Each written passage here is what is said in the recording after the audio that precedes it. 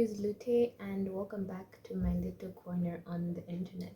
I spent over a month, I think even more than that, designing my portfolio. So, yeah, at least 2 months. And this wasn't because I wanted to take that long, but it was because I kept overthinking, redesigning, and also making a lot of tiny changes that I honestly felt only I would notice. So, hence the time. So, today I'm going to be taking you through how I designed my portfolio, what inspired it, what changes I made, what roadblocks I met along the way. And make sure to stick around until the end for some tips so that you won't waste as much time as I did. So let's get right into it.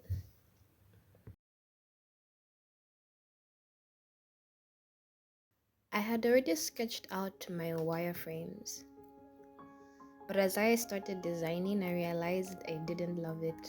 I wanted something more unique, and that's when I started experimenting. I've always loved bento grid layouts, so I thought, why not use that for my portfolio? And at first, I followed the typical portfolio structure because that's what I had seen everywhere. I had seen so many portfolios on LinkedIn, on people's Instagram, and even on Pinterest and Behance, Awards, and so many other design platforms. But I really wanted this portfolio to feel like me. I recently started to love very bright and warm colors, mostly mustards, yellows, and just fun and somewhat playful layouts. So that's the direction I took. Then I had this phase where I thought maybe a dark theme would look more professional, because would a hiring manager really want to see pinks and yellows on someone's uiux portfolio? I really wasn't sure. And most dark mode websites I have seen, not just portfolios, they really do look sleek and modern.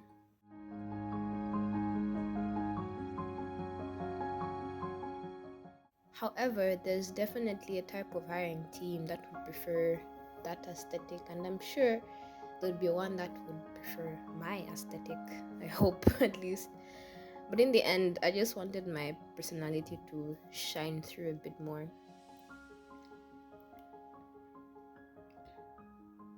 So after tweaking the grid a few more times, I finally liked how everything was arranged.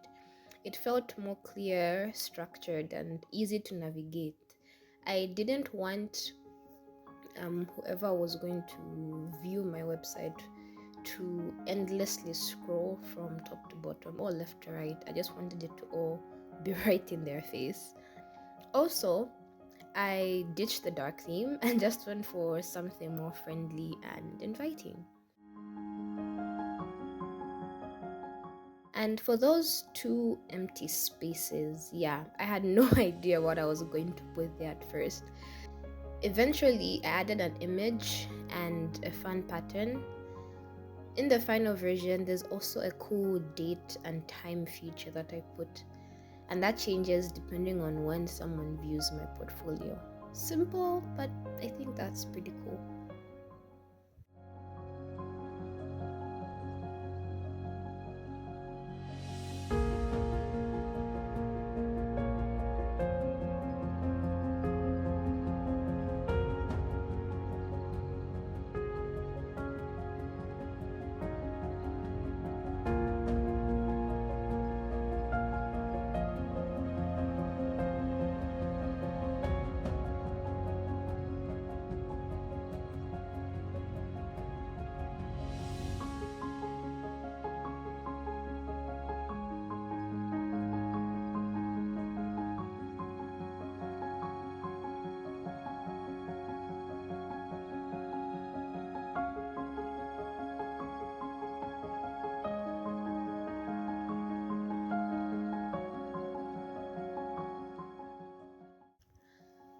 For the different sections of my portfolio, I kept everything in grids for consistency. Also, I wanted to be real about my journey.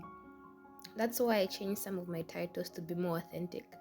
For example, Instead of a super polished how I started UI UX, I changed it from I changed it to from a failed business to design, because that's what actually happened.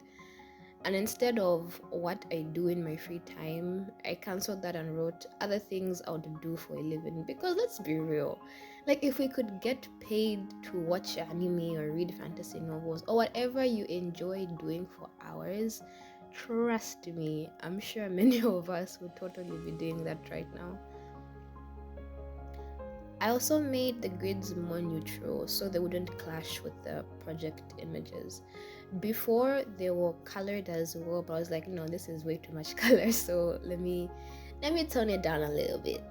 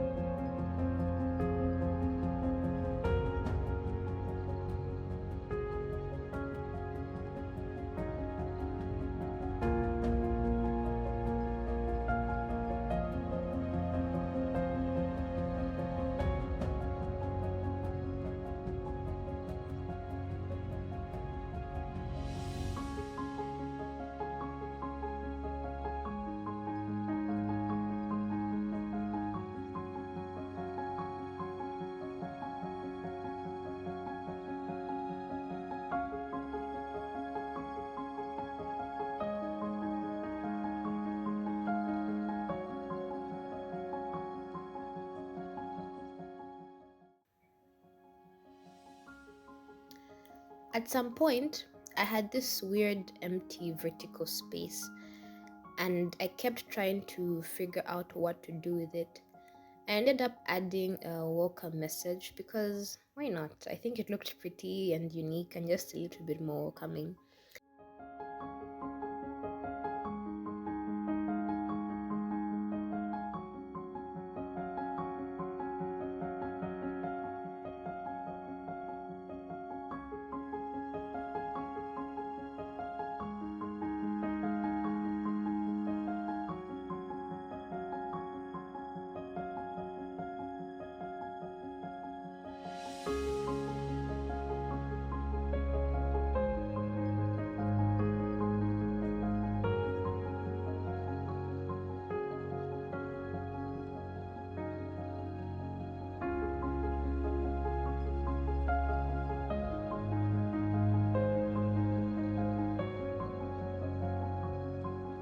And at this point, I was really starting to love my design. I was liking how the color palette was going together, and it just seemed nice and bright, just how I envisioned it to be.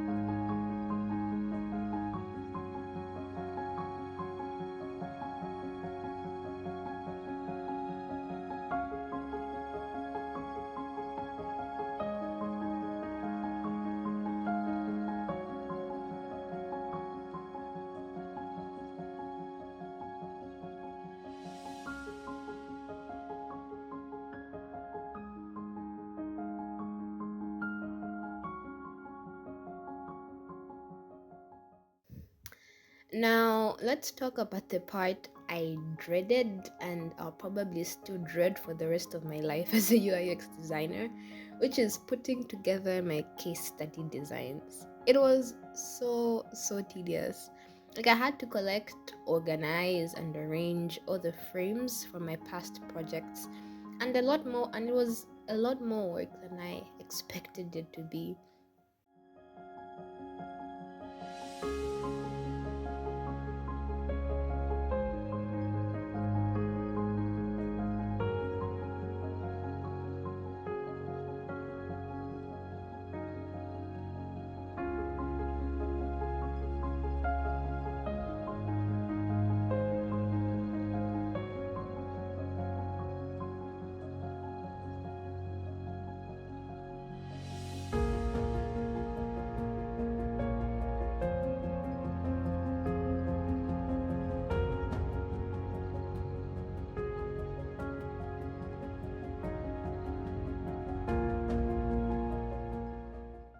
But once I had everything, I pasted it into Framer and started adding interactions.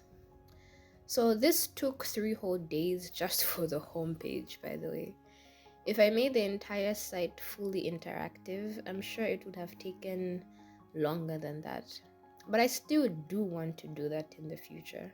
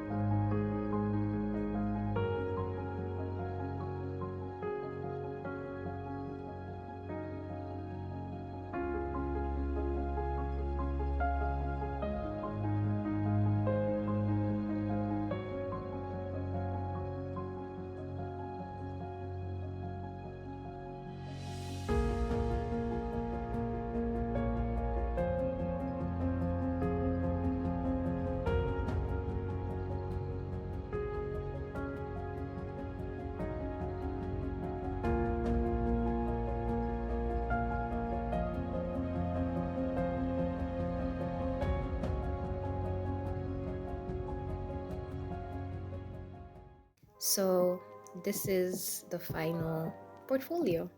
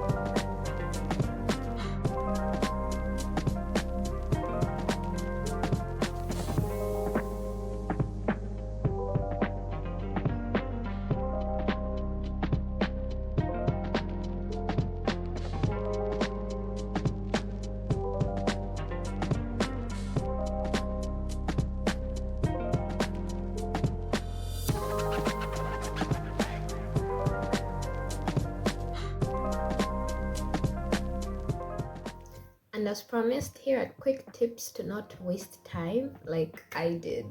The first one, and I feel the most important one, that's not only for portfolio design but life in general, is one, be disciplined. Please, please be disciplined. And don't make these deadlines mental, but stick them somewhere. Put them on your laptop, put them on your phone as reminders, as sticky notes. Because I just told myself, okay, I'm going to finish it by this date, but it wasn't something I was constantly reminding myself of. So the many days I would literally just sit down and watch anime and not touch my portfolio. So I think at least touching it even 20 minutes each day is very, very good, and it just helps you make much more progress than taking a whole day and sitting for 5 hours. So small bits and pieces. For my second tip, sketch it out multiple times. So one thing I found myself doing was making changes as I was designing it in Figma, and that took so long.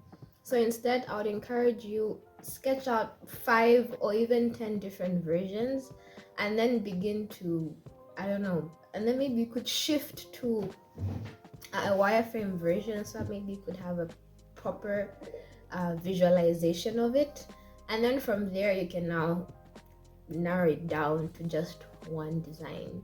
And I wish I did that. I probably should have. Yeah, so I wish I did that, and I hope you do that so you don't waste too much time. The third point, which I feel just mostly applies to me, is don't make your portfolio during the winter, or if you're in Zambia or in Africa, the cold season. Please don't. I was in my blankets. I was deceiving myself. I was so delulu saying, oh no, I'm going to do it. I'm going to wake up at 10 a.m. and I'm going to design. Ah!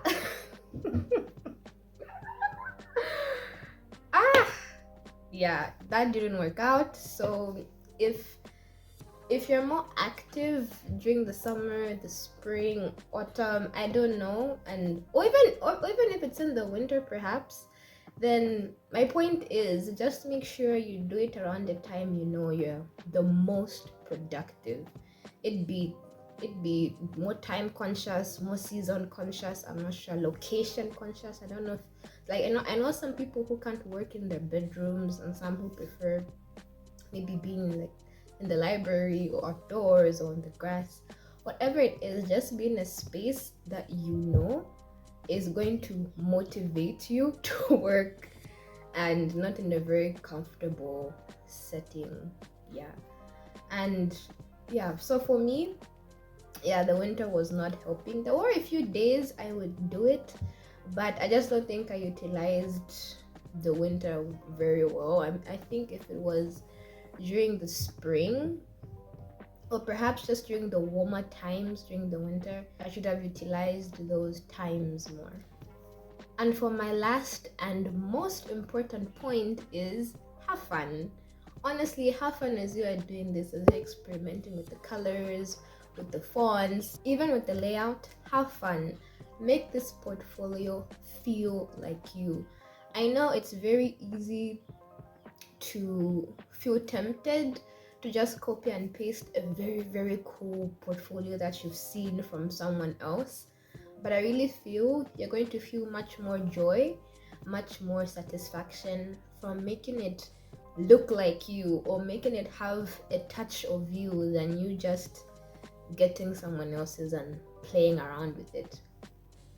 Because at the end of the day, I think it also does help push you as a designer, because you have to now figure out, okay, how can I make this look like me, or how can I make this represent me. Like, I also thought of just making it a full text-based portfolio, maybe no images. At the end of the day, if that's me, that's me. But of course, there's still certain elements and layouts that have to be there, because it's still a portfolio. So I'm not saying you should make it your way, your own layout. No.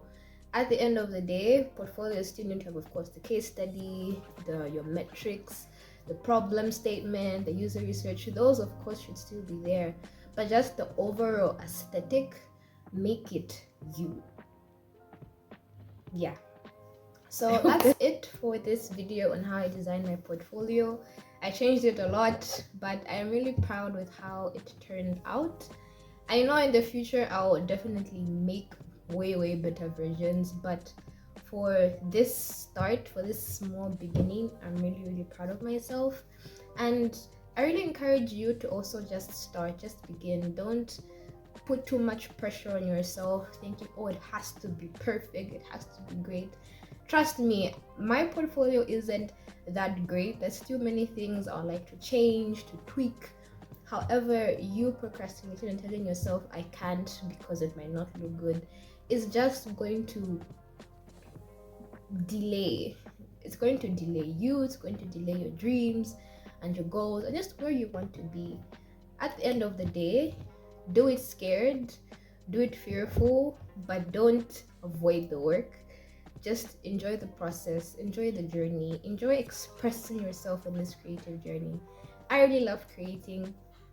I know I'm not obviously like the top 5, top 10 best world known uiux designers or designer or creative yet.